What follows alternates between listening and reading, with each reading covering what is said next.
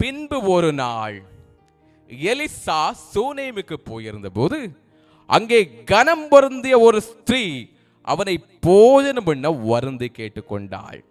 அப்படியே அவன் பயணப்பட்டு வருகிற போதெல்லாம் போஜனம் பண்ணபடி அங்கே வந்து தங்குவான். எலிசா கர்த்தருடைய ஊழியக்காரன், கர்த்தருடைய வார்த்தை சுமந்து செல்கிற ஊழியக்காரன். ஊழியத்து நிமித்தமாய் சூனேமுக்கு போகிறது வழக்கம். கர்த்தருடைய வார்த்தை சொல்வதற்காய், கண்டித்து உணர்த்துவதற்காய் சபைக்கு சொல்லுவது வழக்கம். அந்த மனுஷன் போகிறார். அப்பொழுது அங்கே சூனேமியாள் என்கிற ஒரு ஸ்திரீயானவள் அவரை கண்டு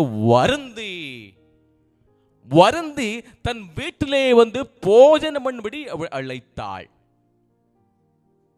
வருந்தி, நல்ல மனுஷனாயிருக்கிறபடியினால, கர்த்தருடைய ஊழியக்காரனாயிருந்தபடியினாலே, உண்மை உள்ளவன் என்று கருதி, தேவ ஆவியும் தெய்வ வசனமும் கர்த்தர் அவனோடு இருக்கிறார் என்று நம்பி அந்த மகன் அப்படியே அழைக்கிறார், வருந்தி அழைக்கிறார். அவரும் செல்கிறார். அப்படியே அப்பொழுதெல்லாம் வரும்போதெல்லாம், அந்த ஊழியத்திற்கு வரும்போதெல்லாம் அங்கு வந்து போகிறது வழக்கம்.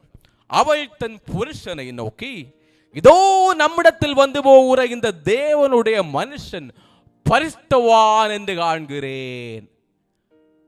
அவனுடைய நடக்கை பார்த்து, அவனுடைய செயலை பார்த்து, அவன் கர்த்தரிடத்திலே வைத்திருக்கிற வைராக்கியத்தை பார்த்து, இவர் பரிசுத்தவான் என்று காண்கிறேன்.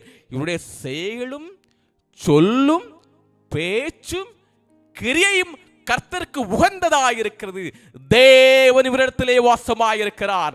கர்த்தருடைய ஆவியானவரிடத்திலே இருக்கிறார் என்று நம்பி அவரை பரிசுத்தவான் என்று அறிந்தபடியினாலே இந்த ஒரு இன்வைட் பண்ணணும், கர்த்தருடைய மனிதர்களை உபசரிக்க வேண்டும், அவர்களை தேற்ற வேண்டும் என்கிற ஆசையும் இவளுக்கு இருந்தபடியினாலே அந்த மகனுக்காய், அந்த தீர்க்கதரிசிக்காய்